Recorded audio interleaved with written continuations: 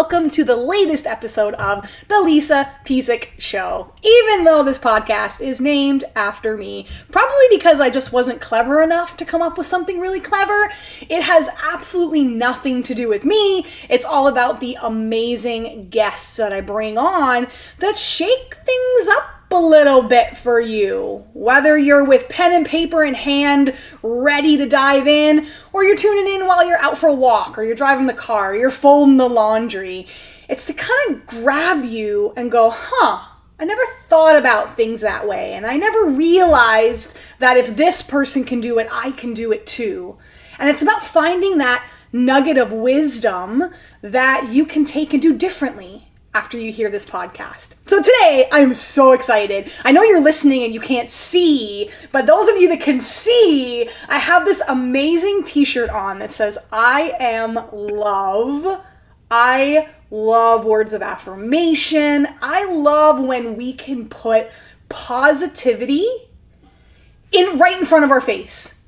Because not only does it help you when you are staring in the mirror, but the people that you pass, people that you're in the elevator with, that you're at the grocery store with, that you're on calls with, you never know where that message is going to land. So I have the creator of this apparel line here with me today. He is so much more than just that. But Hayden, welcome. Thank you for being here.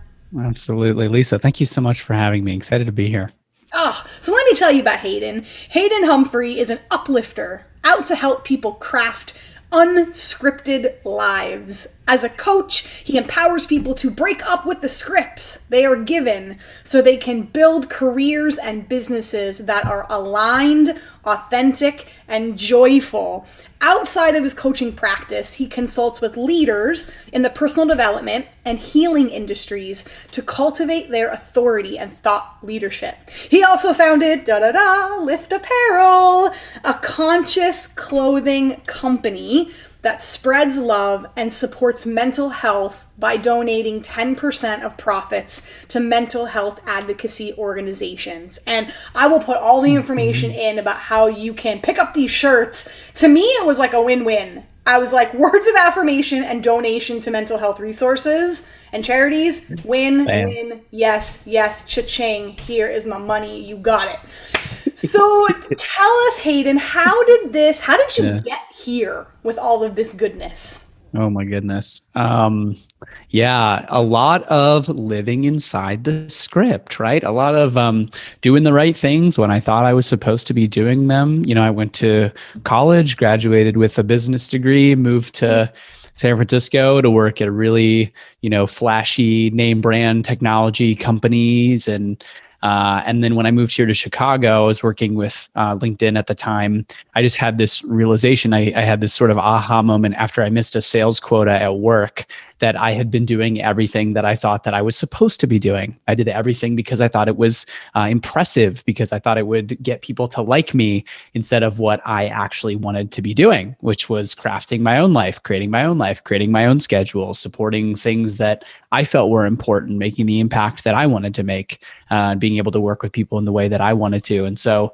that was in mid 2017. And so really for the last 3.5 years, I've been dedicating myself to learning more about how to support people, how to uplift people, how to support people in their own healing and coming home to themselves. That's taken a couple of different shapes and forms. A lot of the work that I do now is as a coach. So supporting people in, again, breaking up with the script that they were given and becoming the creators of their own lives. But the fun thing, and I'm sure you've had the same experience, the fun thing about entrepreneurship is it gets to take a lot of different forms, and we get to try out a lot of different things, and we get to experiment and use our powers for good in a sense. And so, specifically with Lift Apparel, they came about as a result of some live experiences that I was creating here in Chicago pre-pandemic.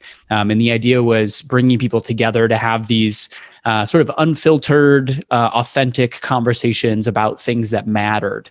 And bringing people together to have that experience. And one thing that I started doing was creating these shirts as sort of a reminder and as sort of like a token of, your experience to remind you of it. And, even though we stopped doing those events for obvious reasons, I kept designing these shirts, and I kept having people asking me like, hey, where can I get those shirts?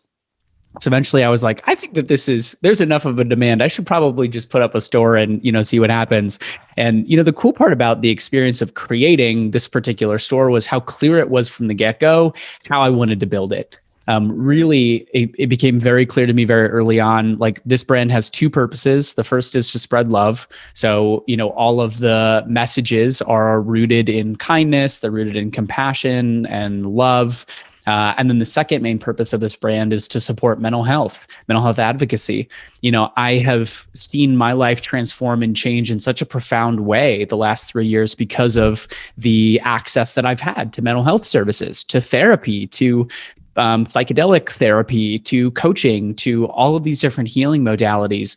And I think that anyone's quality of life can be very dramatically impacted by getting support around their mental health, and not everyone has the same kind of access. So, one of the intentions of this brand is support mental health advocacy, but specifically mental health advocacy with populations that are generally underserved and don't have the same level of access to mental health services and support. So, Black and brown women, Native American groups, those kinds of populations, because I think that it's so profound, the kind of change that you can make for people when people get to talk about and come to terms with their mental health. So yeah, really everything that I'm doing now is around that same kind of mission. How do I uplift people? How do I help people live better lives? And it's been a lot of fun in the process.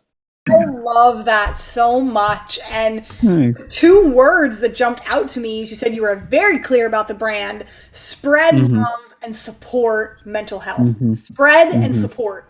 How many times when we open a business, I build a lot of businesses and brands for a lot of people. That's what we do. And it's like, what's my ROI going to be? And what am I going to get back from da da da da da? Or where is this going to take me? Or what stages and platforms am I going to get on? And I kind of go, ooh, wait a second. If we're not providing transformation, there's a reason why it says a give and take. There's a reason why the give comes first, right? So I love that you were very clear about the mission of the work that you do, whether it's the apparel company or your coaching, that it's transformation, it's spreading love, it's supporting mental health, and it's giving first before it's taking. And I think if we could all wrap our head around that, and start there with your business, that's probably why you have this success. I mean, of course, sweat equity, putting in the hours, like the roller coaster of entrepreneurship that we've all been through. But one thing, the foundation and the anchor of why you were doing it is so clear. And I don't know what psychedelic therapy is. So you dropped that bomb in there a little bit. Tell me a bit about just tell me a bit about that. Yeah. So psychedelic-assisted therapy, it's looking at therapy that's assisted by psychedelics. So stuff like psilocybin, LSD, ketamine, substances that would fit in that category.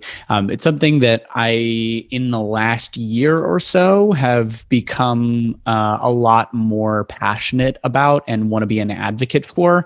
I think, unfortunately, it might freak people out a little bit to hear that idea or hear that concept, right? Because psychedelics have been largely stigmatized. They're obviously illegal at a federal level because they've been stigmatized. And so unfortunately, they've garnered this story and this background that confuses and muddles the truth and obfuscates the real healing power in these substances.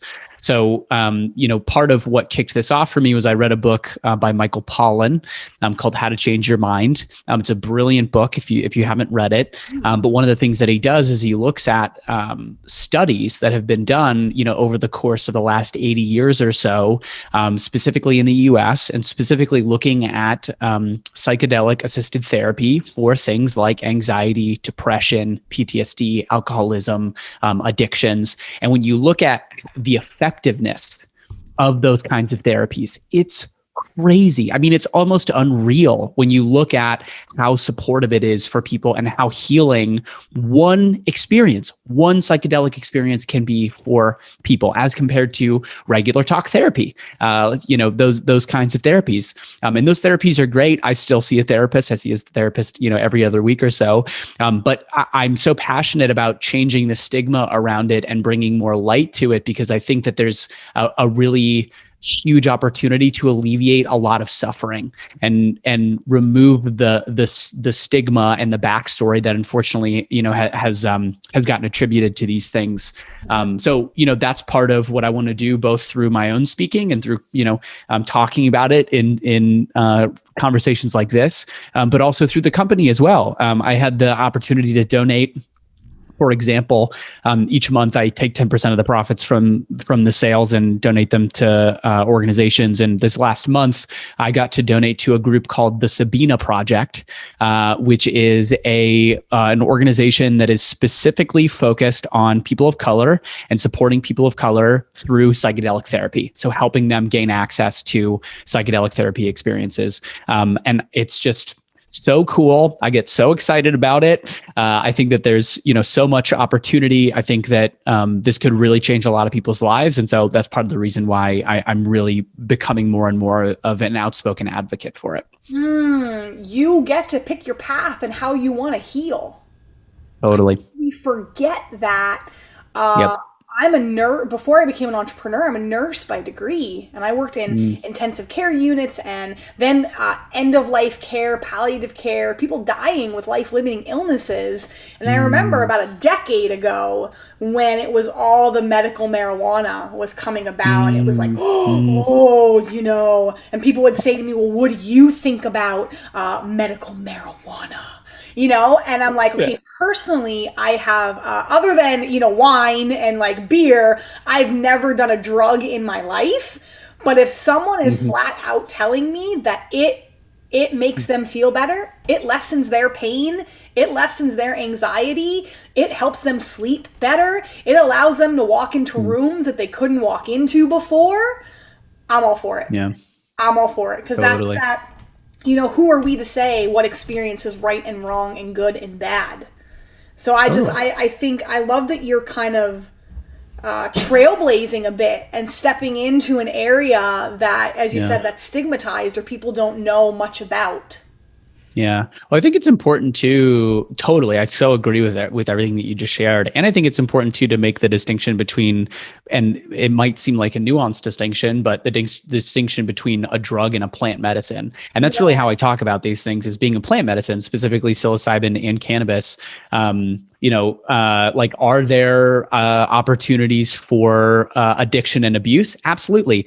As there is with alcohol. You can much more easily kill yourself drinking than you can with a lot of these other substances. But it's just because it's the cultural norm that's been adopted around alcohol that we don't look at it as a problem. And because of the cultural stigma that's been applied to things like cannabis or psilocybin or any of those, ayahuasca, that it's now an issue. And so it's kind of silly when you think about, you're like, oh, this is just the story that I've been told and the story that I've bought into. But when you actually take a step back and look at the facts, like, oh, this is actually not the way that I thought that it was. So, and plant medicine, I'm sure when used properly, as with anything, any medicine, any therapy, when used properly, there's less side effects, I'm sure, with a plant medicine than there is with a lot of the pills and things that we give people for depression and anxiety. It's and crazy. Right? It's. I think there's a whole thing. Yeah, the world is shifting. The world and I think especially this time, even in this last year, the world has really shifted in what do we believe and what. I mean, even breaking up with the script. That through line for you. You're even talking about breaking up the script with how we feel about these alternative therapies and things that we have, breaking that stigma. And I think the first step is probably being aware that you have a stigma, right? Like being aware that you think a certain way.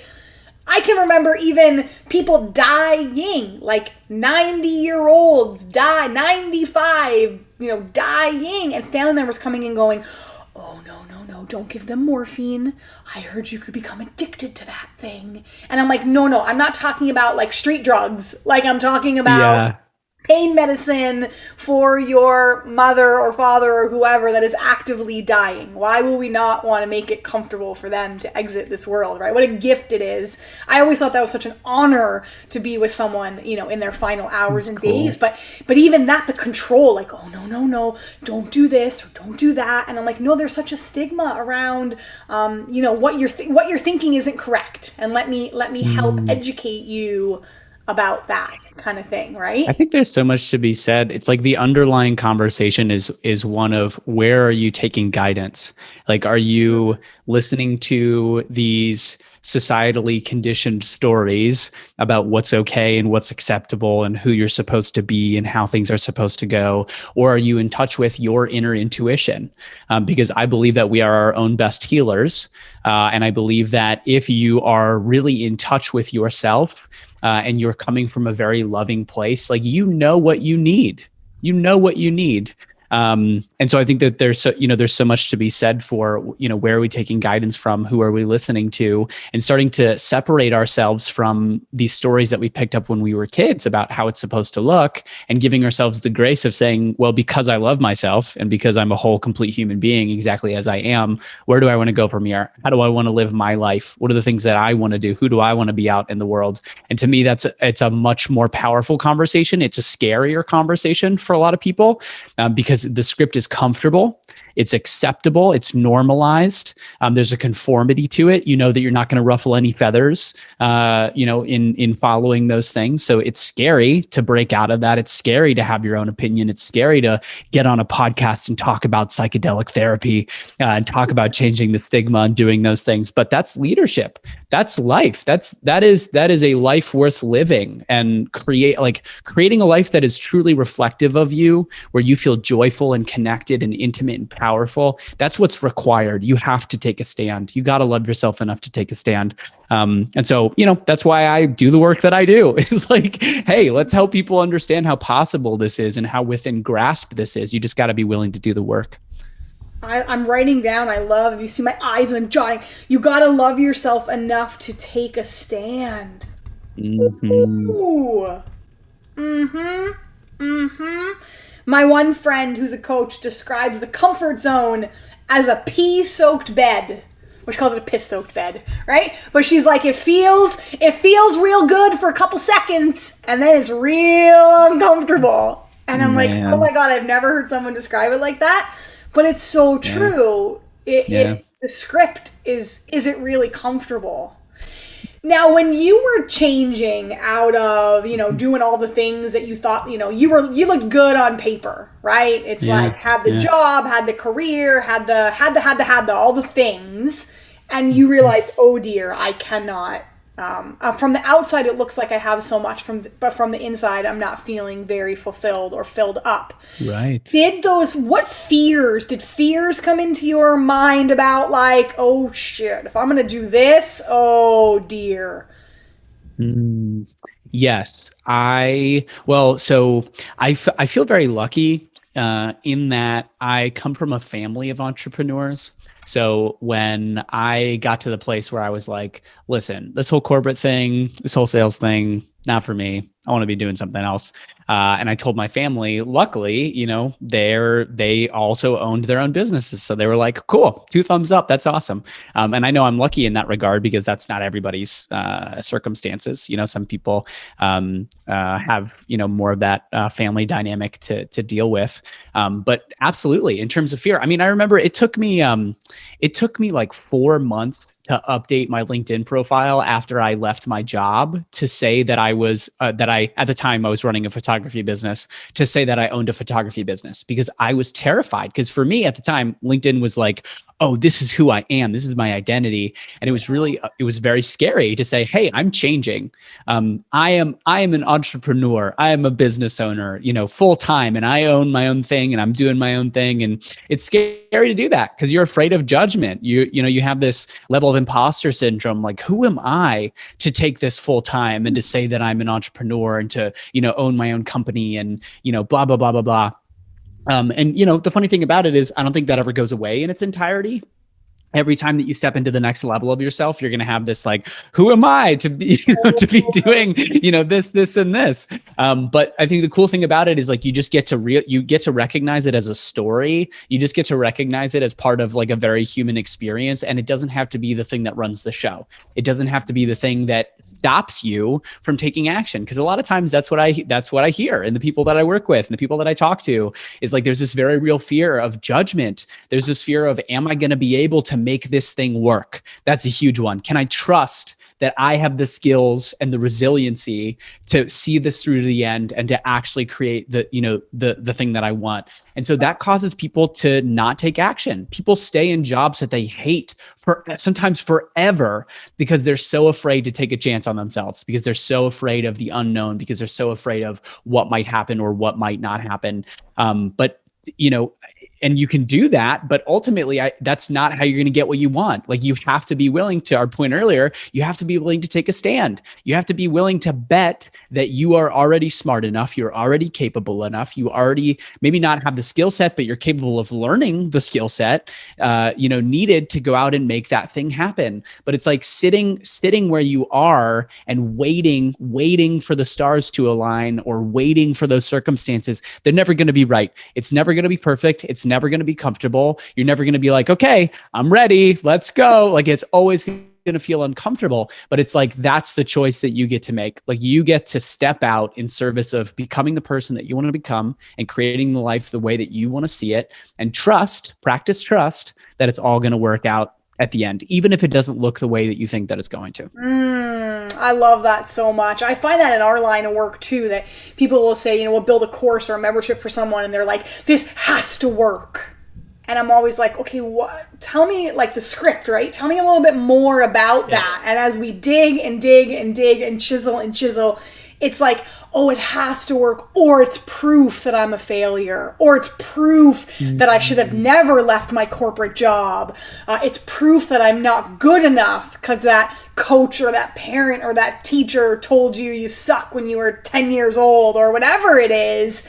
It's like we wrap our value and our worth into these materialistic achievements or things. And I love the whole thing you just said about take a chance on yourself, take a stand. It's not that you're trusting that the job is going to work or the career is going to work.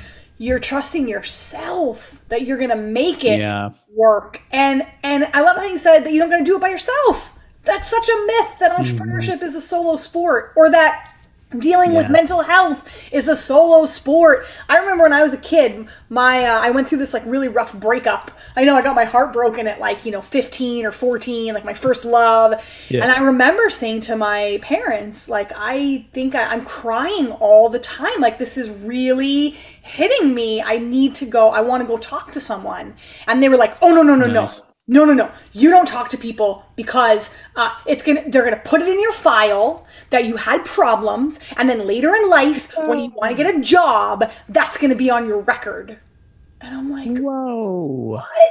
So I avoided therapy for any trauma, any pain, any suffering, anything until I hit my 30s. And then when I became a mother, I was like, who do I want to be? And how do I want to parent? And what kind of mom and wife and business owner? And I started going to therapy. And oh my God, did I wish I did that sooner. But I let that script of there's something wrong with me if I ask for help. And I think that's one of the most limiting scripts we could have in any aspect of our life. So I love what you talked about. I so agree with you. I mean, it's like this very lone wolf. I mean, I have absolutely suffered from lone wolf syndrome. It was a big part of like the first 2 years of me building a business. I was like, I got it. I don't need help. I don't need to ask people. I don't really know what I'm doing, but it's fine. I'll figure it out.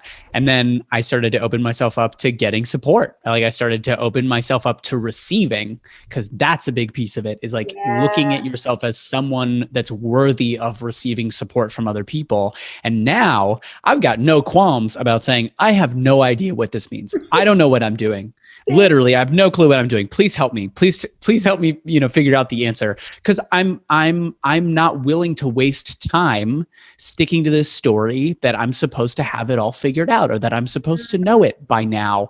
Like, there's so much value in letting people help me, and in supporting other people in exercising their own zone of genius.